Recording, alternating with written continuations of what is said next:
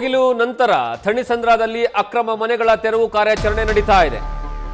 ಒಟ್ಟು 60 ಮನೆಗಳನ್ನ ತೆರವು ಮಾಡಿರುವಂತಹ ಜಿಬಿಎ ಅಧಿಕಾರಿಗಳು ಬಿಡಿಎ ವತಿಯಿಂದ ಅಕ್ರಮ ಮನೆಗಳ ತೆರವು ಕಾರ್ಯಾಚರಣೆ ನಡೀತಾ ಇದೆ. ಥಣಿಸಂದ್ರ ಸಮೀಪದ ಅಶ್ವಥ್ ನಗರದಲ್ಲಿ ತೆರವು ಕಾರ್ಯಾಚರಣೆ ನಡೀತಾ ಇರುವಂತದ್ದು. ಜೆಸಿಬಿಗಳ ಮೂಲಕ ಈಗಾಗಲೇ ತೆರವು ಕಾರ್ಯಾಚರಣೆ ಬೆಳಗ್ಗೆಯಿಂದನೇ ಆರಂಭ ಆಗಿದೆ. ಒಟ್ಟು 60 ಮನೆಗಳ ತೆರವು ಕಾರ್ಯಾಚರಣೆ ನಡೀತಾ ಇದೆ. ನೀವು ದೃಶ್ಯಾವಳಿಗಳಲ್ಲೂ ಸಹ ನೋಡ್ತಾ ಇದ್ದೀರಾ. ಈ ಎಲ್ಲ ಮನೆಗಳು ಅಕ್ರಮವಾಗಿ ಕಟ್ಟಲಾಗಿದೆ ಅನ್ನುವಂತಹ ಆರೋಪದ ಮೇಲೆ ಈಗ ಡೆಮಾಲಿಷನ್ ಕಾರ್ಯ ನಡೀತಾ ಇದೆ. ಅದನ್ನ ಮಾಡ್ತಾ ಇರೋದು ಜಿಬಿಎ. ಬಿಡಿಎ ಅಧಿಕಾರಿಗಳು ಸಹ ಆ ಒಂದು ಸ್ಥಳದಲ್ಲಿ ಉಪಸ್ಥಿತರಿದ್ದಾರೆ. ಜಿಬಿಎ ಮತ್ತು ಬಿಡಿಎ ಎರಡೂ ಇಲಾಖೆಯ ಅಧಿಕಾರಿಗಳಿಂದ ಈಗ ತೆರವು ಕಾರ್ಯಾಚರಣೆಯನ್ನ ಮಾಡಲಾಗ್ತಾ ಇರೋದು. ಆದರೆ ಅಲ್ಲಿರುವಂತಹ ಜನರು ಹೇಳೋದೇನು ಅಂದ್ರೆ, ನಮಗೆ ಯಾವುದೇ ಕಾರಣಕ್ಕೂ ನೋಟಿಸ್ ಅನ್ನ ಕೊಟ್ಟಿಲ್ಲ, ನೋಟಿಸ್ ಕೊಡದೇನೆ ಏಕಾಏಕಿ ಬಂದು ಮನೆಗಳನ್ನ ತೆರವು ಮಾಡ್ತಾ ಇದ್ದಾರೆ. ಈ ರೀತಿಯಾಗಿ ಮಾಡಿದ್ರೆ ನಾವು ಹೇಗೆ ಜೀವನವನ್ನ ಸಾಗಿಸಬೇಕು, ನಾವು ಆತ್ಮಹತ್ಯೆಯನ್ನ ಮಾಡ್ಕೊಳ್ತೀವಿ ಅನ್ನುವಂತಹ ಆಕ್ರೋಶವನ್ನು ವ್ಯಕ್ತಪಡಿಸ್ತಾ ಇದ್ದಾರೆ ಸ್ಥಳೀಯರು. ನೀವು ದೃಶ್ಯಾವಳಿಗಳಲ್ಲಿ ನೋಡ್ತಾ ಇದ್ದೀರಾ. ಥಣಿಸಂದ್ರದಲ್ಲಿ ಅಕ್ರಮವಾಗಿ ಕಟ್ಟಿರುವಂತಹ ಮನೆಗಳು. ಬಹಳಷ್ಟು ಜನ ಹೇಳ್ತಾ ಇರೋದೇನು ಅಂದ್ರೆ, ನಾವು ಕರೆಂಟ್ ಬಿಲ್ ಅನ್ನ ಕಟ್ಟಿದ್ದೀವಿ, ವಾಟರ್ ಬಿಲ್ ಅನ್ನ ಕಟ್ಟಿದ್ದೀವಿ, ಜೊತೆಗೆ ಟ್ಯಾಕ್ಸ್ ಅನ್ನ ಕಟ್ಟಿದ್ದೀವಿ. ಇಷ್ಟೆಲ್ಲ ಟ್ಯಾಕ್ಸ್ ಎಲ್ಲ ಕಟ್ಟಿದ್ರೂ ಸಹ ಯಾಕೆ ನಮ್ಮ ಮನೆಗಳನ್ನು ತೆರವು ಮಾಡ್ತಾ ಇದ್ದೀರಾ? ಕೊನೆ ಪಕ್ಷ ನೋಟಿಸ್ ಕೊಟ್ಟರೆ ಅದಕ್ಕೆ ನೋಟಿಸ್ಗೆ ಉತ್ತರ ಕೊಡ್ತಿದ್ವಿ, ಕಾನೂನಾತ್ಮಕವಾಗಿ ಏನು ಕ್ರಮ ಕೈಗೊಳ್ಳಬೇಕು ಅದನ್ನ ಹೇಳ್ತಿದ್ವಿ. ಆದರೆ ಏಕಾಏಕಿ ಬಂದಿರುವಂಥದ್ದು ಯಾಕೆ ಈ ರೀತಿಯಾಗಿ ಮನವನ್ನು ತೆರವು ಮಾಡ್ತಿದ್ದೀರಾ ಅನ್ನುವಂತಹ ಪ್ರಶ್ನೆಯನ್ನ ಮಾಡ್ತಾ ಇದ್ದಾರೆ. ಮತ್ತೊಂದು ಕಡೆಗೆ ಎರಡು ದೃಶ್ಯಾವಳಿಗಳನ್ನು ನೋಡ್ತಾ ಇದ್ದೀರಾ. ಒಂದು ಕಡೆಗೆ ತೆರವು ಕಾರ್ಯಾಚರಣೆ ನಡೀತಾ ಇದ್ರೆ, ಇನ್ನೊಂದು ಕಡೆಗೆ ಆ ತೆರವು ಮಾಡಿರುವಂತಹ ಸ್ಥಳವನ್ನ ಫೆನ್ಸಿಂಗ್ ಹಾಕಿ ತಮ್ಮ ಸುಪರ್ದಿಗೆ ತೆಗೆದುಕೊಳ್ಳುವ ಸಲುವಾಗಿ ಅಧಿಕಾರಿಗಳು ಈಗಾಗಲೇ ಸಕಲ ತಯಾರಿಗಳನ್ನ ಮಾಡ್ತಾ ಇದ್ದಾರೆ.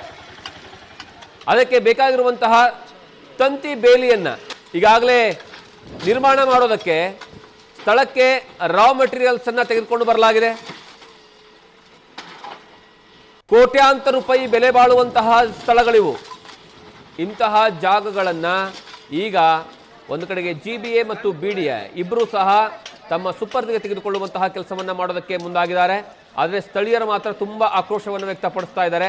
ಹೌದು, ಖಂಡಿತವಾಗ್ಲೂ ಅವರು ಒಂದು ವೇಳೆ ಅಕ್ರಮವಾಗಿ ಅಲ್ಲಿ ಮನೆಗಳನ್ನ ಕಟ್ಕೊಂಡಿದ್ದೆ ಆದ್ರೆ ಅದನ್ನು ತೆರವುಗೊಳಿಸಬೇಕು, ಕಾನೂನು ಪ್ರಕಾರವಾಗಿ ಯಾವುದೇ ಮುಲಾಜಿಲ್ಲದೆ ಕ್ರಮವನ್ನು ಕೈಗೊಳ್ಳಬೇಕು. ಆದರೆ ಅದಕ್ಕೆ ಆದಂತಹ ಕೆಲವೊಂದು ಮಾನದಂಡಗಳಿದಾವಲ್ಲ, ಆ ಮಾನದಂಡಗಳನ್ನ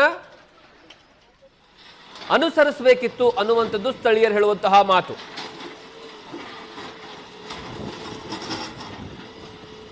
ಇನ್ನೋ ಘಟನಾ ಸ್ಥಳದಿಂದ ತೆರವು ಕಾರ್ಯಾಚರಣೆ ಹೇಗೆ ನಡೀತಾ ಇದೆ, ಸದ್ಯದ ಪರಿಸ್ಥಿತಿ ಏನಿದೆ ಅನ್ನುವಂತಹ ವಿಚಾರಕ್ಕೆ ಸಂಬಂಧಪಟ್ಟ ಹಾಗೆ ನಮ್ಮ ಪ್ರತಿನಿಧಿ ಭರತ್ ಪ್ರತ್ಯಕ್ಷ ವರದಿಯನ್ನ ಕೊಟ್ಟಿದ್ದಾರೆ. ನೋಡ್ಕೊಂಡು ಬರೋಣ ಬನ್ನಿ.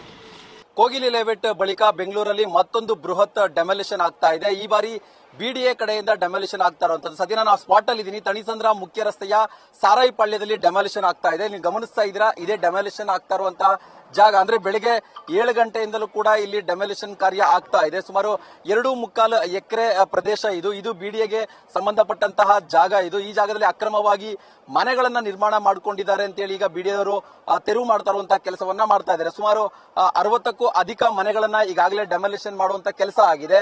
ಸಾಕಷ್ಟು ಮನೆಗಳಿದಾವೆ, ಸಾಕಷ್ಟು ಗೋಡಾನ್ ಇದಾವೆ, ಸಾಕಷ್ಟು ಗ್ಯಾರೇಜ್ಗಳಿದಾವೆ. ಮತ್ತೊಂದು ಭಾಗದಲ್ಲಿ ಒಂದು ಮಸೀದಿ ಕೂಡ ಇದೆ. ಅಂದ್ರೆ ಮುಸ್ಲಿಂ ಸಮುದಾಯ, ದಲಿತ ಸಮುದಾಯದವರು ಹೆಚ್ಚಿರುವಂತಹ ಒಂದು ಪ್ರದೇಶ ಇದು.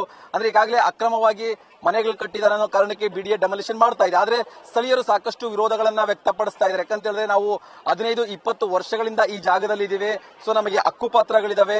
ಈ ಖಾತ ರೀಸೆಂಟ್ ಆಗಿ ಈ ಖಾತ ಕೂಡ ಮಾಡಿದ್ದಾರೆ. ಆ ಸಂದರ್ಭದಲ್ಲಿ ಕೂಡ ಯಾರು ನಮಗೆ ಅಕ್ರಮ ಮನೆಗಳಂತ ಯಾರು ಹೇಳಲೇ ಇಲ್ಲ.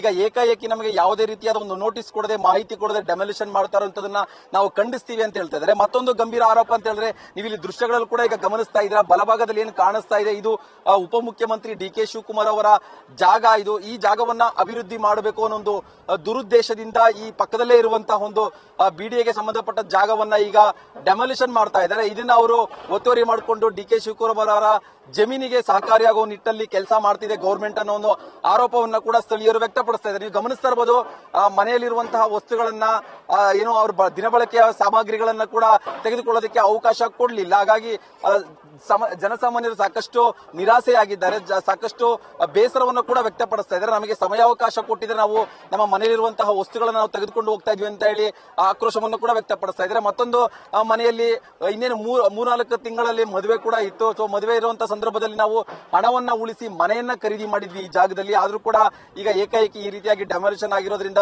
ಸಾಕಷ್ಟು ಸಮಸ್ಯೆ ಆಗ್ತಿದೆ ಅಂತ ಹೇಳ್ತಾರೆ. ಗಮನಿಸುವ ದೃಶ್ಯದಲ್ಲೂ ಕೂಡ ಓರ್ವ ಮಹಿಳೆ ಕಣ್ಣೀರನ್ನ ಹಾಕ್ತಾ ಇದ್ದಾರೆ. ತಾವಿದ್ದಂತಹ ಮನೆ ಏಕಾಏಕಿ ಈಗ ಡೆಮಾಲಿಷನ್ ಆಗಿರುವಂತಹ ಕಾರಣ ನಾನು ಏನ್ ಮಾಡ್ಲಿ, ಎಲ್ಲಿ ಹೋಗ್ಲಿ, ನಮ್ಮ ಮನೆಯವರೆಲ್ಲ ಎಲ್ಲಿ ಮಲಗಬೇಕು ಅನ್ನೋ ಒಂದು ನಿಟ್ಟಿನಲ್ಲಿ ಈಗ ಕಣ್ಣೀರು ಹಾಕ್ತಾ ಇರುವಂತಹ ದೃಶ್ಯಗಳು ಕೂಡ ಕಾಣಿಸ್ತಾ ಇದೆ. ಒಟ್ಟಾರೆ ರೀಸೆಂಟ್ ಆಗಿ ಕೋಗಿಲೆ ಲೆವೆಟ್ ನಲ್ಲಿ ದೊಡ್ಡ ಮಟ್ಟದ ಡೆಮಾಲಿಷನ್ ಆಯಿತು. ಅಲ್ಲೂ ಕೂಡ ಇನ್ನು ಸಮಸ್ಯೆ ಬಗೆಹರಿದಿಲ್ಲ. ಅಂದ್ರೆ ಸರ್ಕಾರದಿಂದ ಪುನರ್ವಸತಿ ಕಲ್ಪಿಸ್ತೀವಿ ಅನ್ನೋ ಒಂದು ಭರವಸೆ ಕೊಟ್ಟು ಅಲ್ಲೂ ಕೂಡ ಸಾಕಷ್ಟು ಗೊಂದಲ ಸೃಷ್ಟಿಯಾಗಿದೆ. ಈ ನಡುವೆ ಬಿಡಿಎ ಕಡೆಯಿಂದ ಈಗ ಮತ್ತೊಂದು ಬೃಹತ್ ಒತ್ತುವರಿ ತೆರವು ಕಾರ್ಯಾಚರಣೆ ಆಗಿದೆ. ಇದು ಕೂಡ ಸಾಕಷ್ಟು ಗೊಂದಲಗಳಿದೆ. ಯಾಕಂದ್ರೆ ಎಲ್ಲ ದಾಖಲೆಗಳಿದೆ, ಎಲ್ಲ ಸಂಬಂಧಪಟ್ಟಂತಹ ವಿವರಗಳಿದ್ರು ಕೂಡ ನಮ್ಮ ಮನೆಗಳನ್ನ ಡೆಮಾಲಿಷ್ ಮಾಡಿದ್ದಾರೆ ಅಂತ ಹೇಳಿ ಸ್ಥಳೀಯರು ಕೂಡ ಸಾಕಷ್ಟು ಆಕ್ರೋಶವನ್ನ ವ್ಯಕ್ತಪಡಿಸ್ತಾ ಇದ್ದಾರೆ. ಕ್ಯಾಮರಾ ಪರ್ಸನ್ ಪ್ರಶಾಂತ್ ಜೊತೆ ಭರತ್ ಕೃಷ್ಣಪ್ಪ, ನ್ಯೂಸ್ ಫಾಸ್ಟ್, ಬೆಂಗಳೂರು.